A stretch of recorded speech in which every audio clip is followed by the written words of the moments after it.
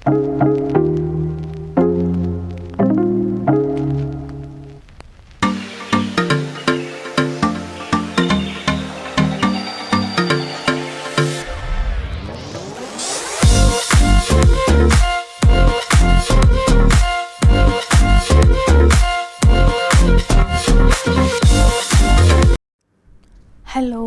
Welcome back to my channel.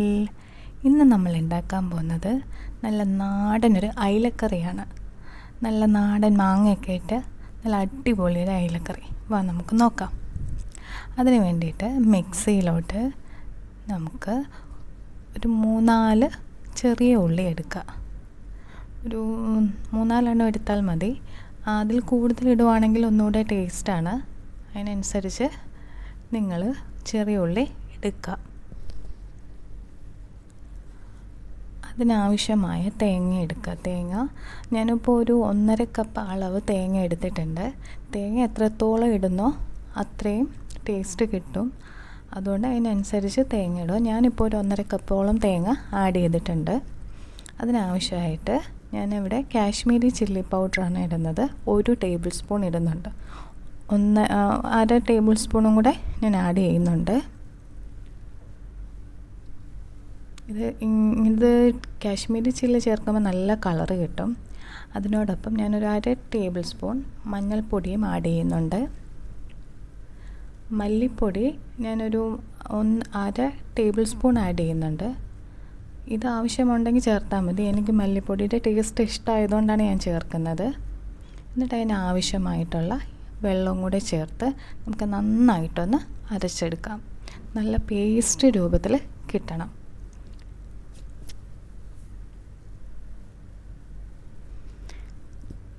നല്ല രീതിയിൽ അരഞ്ഞ് കിട്ടിയാലേ നമുക്ക് നല്ല ടേസ്റ്റ് ഉണ്ടാവുള്ളൂ.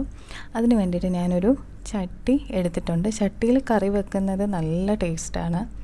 അതാണ് എല്ലാവരും ചട്ടിയിൽ കറി വെക്കാൻ ശ്രമിക്കുന്നത്. എല്ലാവരും ട്രൈ ചെയ്ത് നോക്കുക. നമ്മൾ അരച്ചെടുത്ത പേസ്റ്റ് ചട്ടിയിലോട്ട് ഒഴിച്ചു കൊടുക്കുക. നല്ല ഫൈൻ പേസ്റ്റായിട്ട് നമുക്ക് അരഞ്ഞ് കിട്ടിയിട്ടുണ്ട്. അത് നമുക്കൊരു ചട്ടിയിലോട്ട് ഒഴിച്ചു കൊടുക്കാം. ചട്ടിയിൽ വെക്കുമ്പോൾ സ്വാദ് കൂടുമെന്ന് പറയുന്നത് ശരിക്കും സത്യമുള്ള കാര്യമാണ്. ചട്ടിയിൽ തന്നെ വെക്കാൻ ശ്രമിക്കുക എല്ലാവരും. അതിലേക്ക് നമുക്ക് ആവശ്യമായിട്ടുള്ള വെള്ളം ചേർത്ത് കൊടുക്കാം. നമ്മൾ മിക്സിയിലിരുന്ന് അതിലോട്ട് വെള്ളം ആഡ് ചെയ്തിട്ട് അതിൽ ബാക്കി ഉണ്ടായിരുന്നതും കൂടെ ചേർത്ത് ഇതിലേക്ക് ഒഴിച്ചു കൊടുത്തു.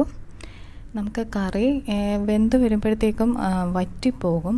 അത് കാരണം കുറച്ച് ഏറെ വെള്ളം ഒഴിക്കുന്നത് നല്ലതായിരിക്കും. ഇത് കറി കുറുകി പോകും. അപ്പോൾ ഞാനൊരു 1.5 കപ്പോളം വെള്ളം ഒഴിച്ചിട്ടുണ്ട്. ആവശ്യാനുസരണം വെള്ളം ചേർക്കുക.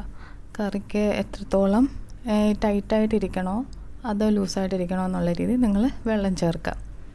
അതിനുശേഷം ഞാനൊരു 2 പച്ചമുളക് ഇതിലോട്ട് ആഡ് ചെയ്ത് കൊടുക്കുകയാണ്. എരിവിനനുസരിച്ച് നിങ്ങൾക്ക് ഇഷ്ടം പോലെ ചേർക്കാം. പിന്നെ ഒരു 5-6 ചെറിയുള്ളിയും 1 കഷ്ണം ഇഞ്ചിയും ആഡ് ചെയ്ത് കൊടുക്കുകയാണ്.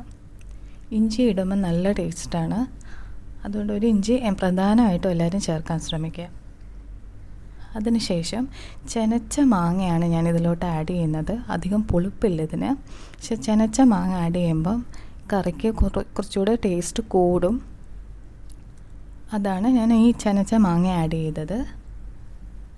അതിലേക്ക് ഞാൻ ചെറിയൊരു കുടംപുളിയും കൂടെ ആഡ് ചെയ്യുകയാണ്. ഈ മാങ്ങയ്ക്ക് അധികം പുളിയില്ലാത്തത് കൊണ്ട് ഞാനൊരു ചെറിയ കഷ്ണം കുടംപുളിയും കൂടെ ആഡ് ചെയ്യുകയാണ്. അതിനാവശ്യമനുസരിച്ച് ഉപ്പും കൂടെ ആഡ് ചെയ്ത് കൊടുക്കുക. എന്നിട്ട് നന്നായിട്ടൊന്ന് മിക്സ് ചെയ്ത് കൊടുക്കുക. എന്നിട്ട് നമുക്കിതൊന്ന് നന്നായിട്ട് തിളപ്പിച്ചെടുക്കാം. ഇതൊന്ന് തിളച്ച് വരുന്നിടം വരെ നമുക്കൊന്ന് നോക്കാം. തിളച്ച് കഴിഞ്ഞതിന് ശേഷം നമുക്ക് മീനിട്ടാൽ മതിയാകും. ഞാൻ നേരത്തെ കഴുകിയെടുത്ത് വെച്ച അയില കഷ്ണങ്ങളാണ്. ഞാൻ 2 കഷ്ണമായിട്ടാണ് മുറിച്ചേക്കുന്നത്. അത് നമുക്ക് ഇതിലോട്ട് ഇട്ട് കൊടുക്കാം.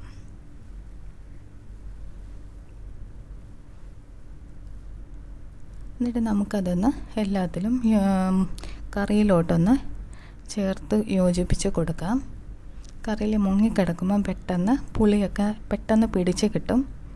നമുക്കതൊന്ന് തിളപ്പിച്ചെടുക്കാം. നമ്മുടെ കറി റെഡി ആയിട്ടുണ്ട്. എല്ലാവർക്കും ഇഷ്ടപ്പെട്ടു എന്ന് വിചാരിക്കുന്നു.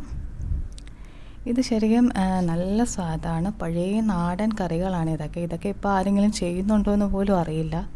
എന്നാൽ നല്ല സ്വാദാണ്. എല്ലാവരും ഒന്ന് ട്രൈ ചെയ്ത് നോക്കുക. Thanks for watching.